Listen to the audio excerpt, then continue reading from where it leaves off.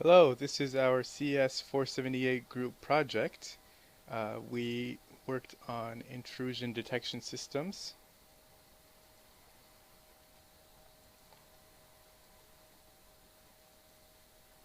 So intrusion detection systems, or commonly shortened to IDS, are devices or software applications that monitor a network for malicious activity. And here we have some common IDSs: Snort, SolarWinds, OSEC, CrowdStrike, and any major operating system, Windows, Linux, or Mac, will have their own versions, and some work on multiple operating systems. So IDSs are used to monitor your networks and your system, uh, basically to make sure that there's no malicious or suspicious packets coming in through your network. Uh, you should use them when you specifically can't or don't want to stop an attack, like if you want to catch or charge hackers with crimes. And they can be paired with intrusion prevention systems, IPSs, for best results, because if an IDS detects something suspicious or an anomaly, the IPS will be able to stop it. So there are various different types of IDSs. There's the network intrusion detection system, which is applied at key points throughout the network. The network node intrusion detection system, which is like the previous one, but it's only applied to one host at a time instead of the entire subnet. The host intrusion detection system, which runs on all devices in a network with access to the internet. Uh, So this works as a second line of defense in case of network intrusion detection systems fail. So this one's used mainly for like big companies where multiple computers are all on the same network, or like, even like in a household with multiple computers. There's the signature-based IDS, which looks for common patterns and signs of intrusion events. Uh, Very often, packets will have conspicuous markings on them or telltale signs of uh, suspicion or dubious origins. Uh, so looking for those signatures is a good way to find packets that don't belong, basically. There's also the anomaly-based IDS, which is similar, but it uses machine learning to look for unknown attacks that signature-based IDSs would not be able to find, and looks for strange behavior and compares to trustworthy behavior. So instead of specifically seeking out uncommon network packets, it'll compare the current packets to behaviors or markings that it knows is trustworthy. And in this way, it can use, machine learning to constantly improve on itself and improve its effectiveness. So the advantages of an IDS is that you can detect a wide range of attacks. An IPS won't always catch everything, but an IDS has the advantage that it doesn't necessarily have to stop it. It just has to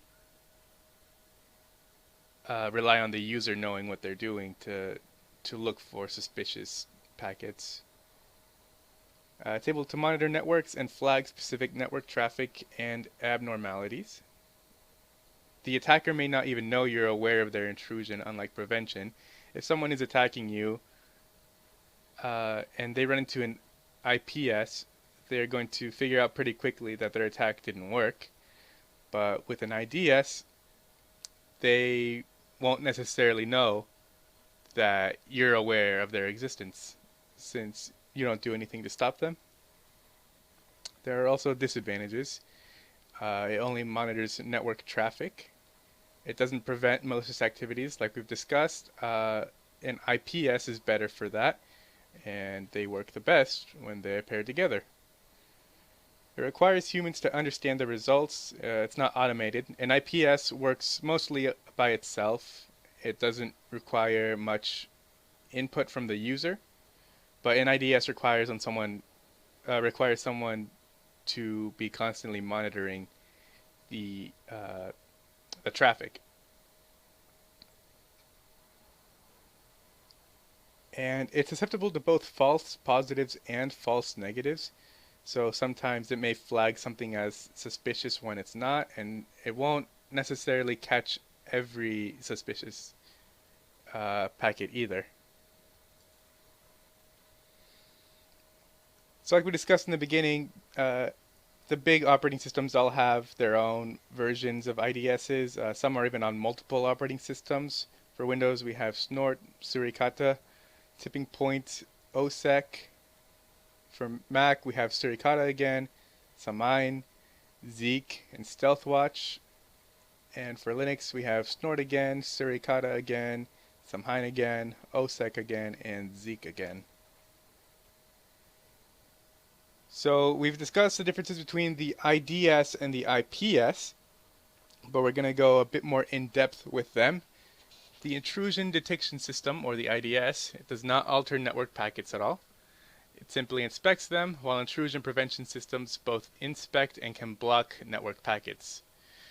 The IDS, as we discussed, is also largely useless unless a human is monitoring the results of the data and is there to interpret the results. The IPS needs to be constantly updated to learn new forms of attack, unlike an IDS. And the IPS does not require human action when active and can automatically inspect and prevent attacks. So why is an IDS important if an IPS exists? An IDS is useful to detect an attack, and if you know you're being attacked, you'll know whether you need to up your security or not. Whether your security is strong enough currently, or whether you might want to invest in better security. An IPS may not necessarily let you know if it stops something, and you may be none the wiser if you're attacked. But if you do know you're being attacked, you can take measures to mitigate the damage done, or even stop the attacker from proceeding. This is our demo video. In this video, we will be following the quick start guide for Suricata, an open source IDS. This quick start guide follows or uses Ubuntu. But for our case, we will be using 2 instances of Kali Linux, running Suricata on the user VM. Normally, you would have Suricata running on a router or a system that all network traffic goes through, but for simplicity's sake, we will be showcasing it on just an end system. So the first step in this is the installation. For Ubuntu, you have to add the repository. For Kali Linux, it is already in the repository set. So update your repositories and then run the install command for Suricata. And so this installation will create a couple of directories. That is going to be the main directory, which is /etc/Suricata. This is where the Suricata YAML file is, and this is what Suricata uses to build itself. We also have a couple config files and a rules directory. The rules directory is where all of the signatures are found that Suricata uses to alert the user of any malicious intent. And so if we can cut out one of those rule sets, and this is kind of what it looks like, an alert for any kind of HTTP request following certain rule sets. So that is kind of the basic how you create your own custom rule sets. For signature-based IDSs, you generally have to create quite a bit of rules, and we'll see that later on. So there's another, going into the YAML file, we'll see you can follow the steps to customize. This is the main configuration for building Suricata. We have the home network of 192.168.0.0/16, and we also have 10.0.0.0/8. You have to make sure that any IP addresses that you want to monitor are in any of these ranges. And so our IP address for our user is going to be 10.0.2.15, which falls under the 10.0.0.0/8 IP address range. We have different port groups, HTTP ports, SSH ports, so on and so forth. These are for monitoring those different ports. This is important for the output of Suricata. This is the directory, var/log/Suricata. So we will showcase that. We have a Suricata log file. This is going to be the kind of error messages or building messages we'll output here. And so we can see kind of this is what we're looking for. Engine started, that's showcasing a correct build. And then we have the fast.log, which is where the alerts come in. So you can see here that there are already some alerts from a previous testing of this, and so we'll showcase that again.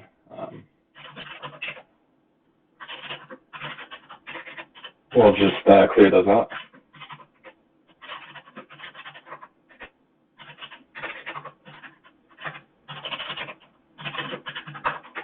And now we can see that there's nothing there. And so that's very important for all of your messages are going to be. And then at the we'll showcase the very bottom of this YAML file, and this is kind of where we have a default rule path, /etc/Suricata/rules, and then the rule file. So this is where you specify any rule files that you want to load in automatically.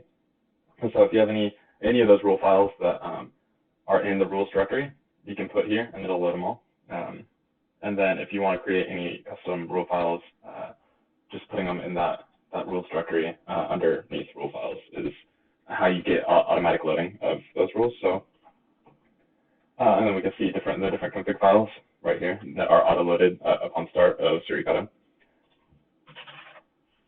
So one of the major commands that we're going to be using is called Suricata-update, and this is how you load in different rule files. So we'll see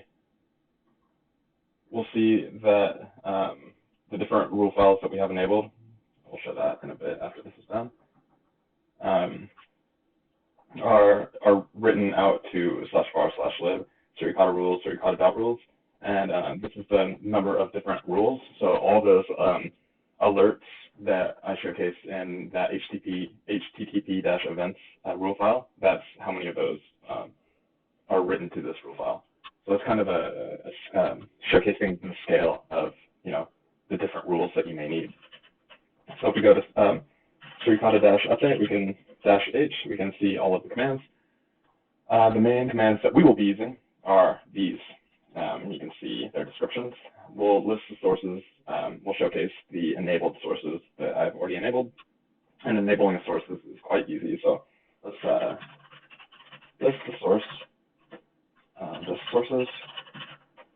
And so these are different sources that Suricata can use. The main one we'll be using is et/open, and it's an open source rule set that has been created in a community. These are all different rule files or rules that have been created in different communities, and we can see et/pro is a professional version of open, and it is a commercial license, so you need to subscribe to that. And you can see the different kind of rule sets that have been created that are preloaded in Suricata. And so if we list the enabled sources, we can see that I've already enabled these four, and we can see et/open is there. And so how you enable one of those sources is following this command, and then you do the et/open. So you do the name of that rule file. And so we can see that the source is already enabled. So if we'll list the enable sources, and we will disable everything, but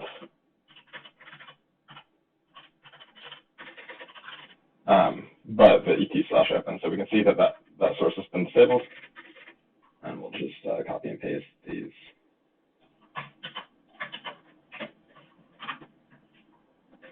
And last one. And then we'll get Suricata up and running. So if we showcase the enabled sources again, we can see that et/open is the only one that has been enabled. And if we run Suricata, these are the different commands, or different flags that we can use, and you can see that this is the default configuration for this interface. So this is the command we will be using. The -c specifies the YAML file, the build configuration. The -s is the path to a custom rule set that you want to use. So if it's not already in the YAML file, you put it after the -s flag to load it in. The -i is the interface, and if we run ifconfig, we can see that ETH0 is our interface. So we'll run Suricata update again to load in that, or create a et/open rule file. And so you'll see we have about 27,000 rules loaded and written to this path. So this is the path that we will be using after the -s flag.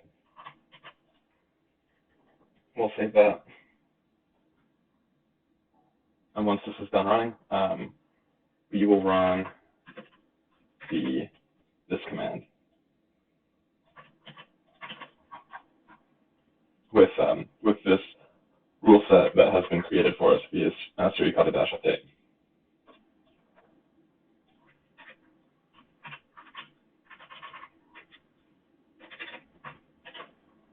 And so when this runs, we can see that we get a notice and of the version, a warning that the /etc/Suricata/rules/Suricata.rules doesn't exist. If you recall, that was the rule file specified in the YAML file. So if we we go to a new instance and cat out that YAML file, we have the default rule path and then the rule file that it tried to load in, but it did not exist. We have all 4 packet processing threads and management threads initialized. Suricata has officially started. So Suricata is running on in the IP ranges of 192.168.0.0/16 and 10.0.0.0/8, and there was another one. The one we care about is the 10.0.0.0/8. So if we go to our attacker VM, we will showcase first. We'll make sure that we can find our user VM via netdiscover. So this will scan the 10.0.0.0/8 IP range to find any systems. And we can see that our user is on. So with that, we're going to run our Legion, which is a information gathering tool that utilizes different tools such as like Nmap. And so this is going to run a bunch of different commands to try to gather information on our user. So first, we are going to showcase that our fast.log is still empty. And then we're going to add our user to the IP that we want to target. And we want to submit that. And we'll see the different tools being used and how many are being used. So if we go back here on the same command, and we can see that we already have a couple of alerts. We can see where what is being targeted and where the other IP address that is being used as well. So the 10.0.2.4 is going to be our attacker, I believe. We'll test that, we'll show that, and yeah, we found that 10.0.2.4 is our attacker, and we continue, and we get all of these alerts. And so if we go back and we enable we'll enable some different rule sets, and we're going to enable this rule set.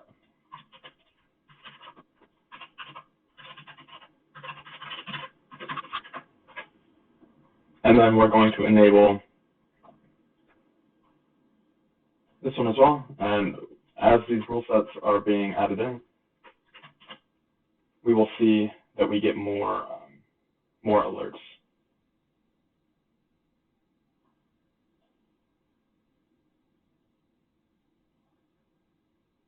We'll just do those two for now. And so we'll run suricata-update to create that rule file in the /var/lib suricata rules. And then we will run our suricata command. We could see, also showcase the suricata log. So this is where as I mentioned, this is where all of the build output goes. And so we can see two rule files processed, et cetera, et cetera. We can see different stats, packets, drops. This is the engine started, so when we started it up, and so forth. So this is where all of your builds are going to, build output is going to go. So testing is done, we can run that suricata command, and we'll see kind of the same output, and we should see it here. So let's see.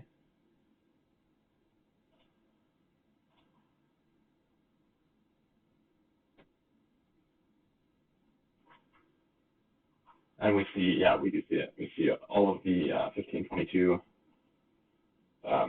timestamps are this current build. And so we have it started, and we will run,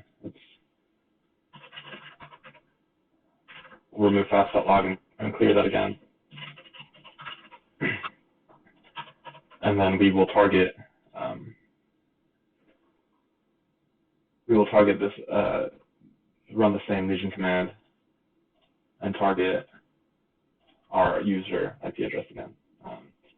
And we'll do that with, we'll run a couple other information gathering tools, or maybe one other information gathering tool. We'll submit that, and we can see again all of the tools that are being used down here. If we go back to our user,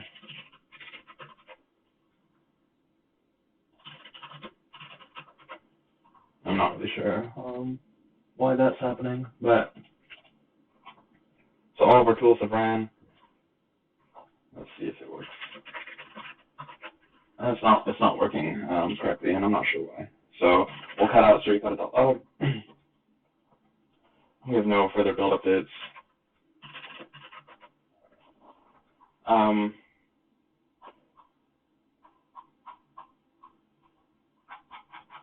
Maybe it's because I deleted the fast file while Suricata was already running. So we'll rerun Suricata and see if that was the reason why.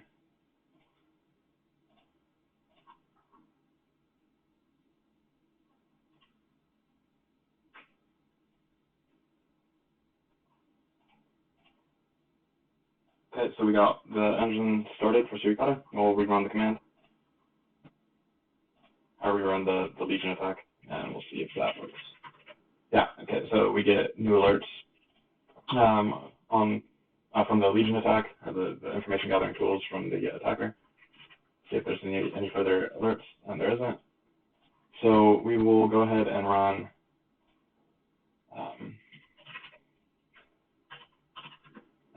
an information gathering tool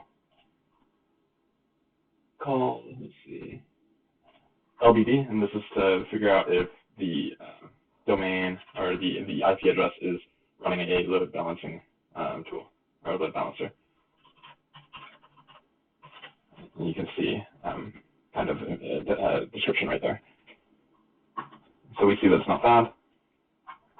Load balancer is not found. Let's see if we get another alert. It looks like we don't. And so that's going to be based off of the different rules that you have implemented in Suricata yourself. So if it's not in the signatures that you're looking for, it won't show in your alerts. So Suricata will not pick it up.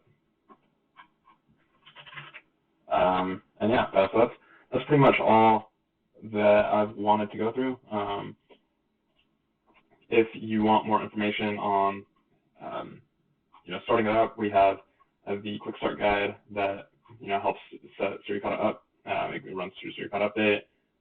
You can run, rather than running Suricata in the terminal, you can run it as just a service in the background, much like a Apache or HTTPD and so forth.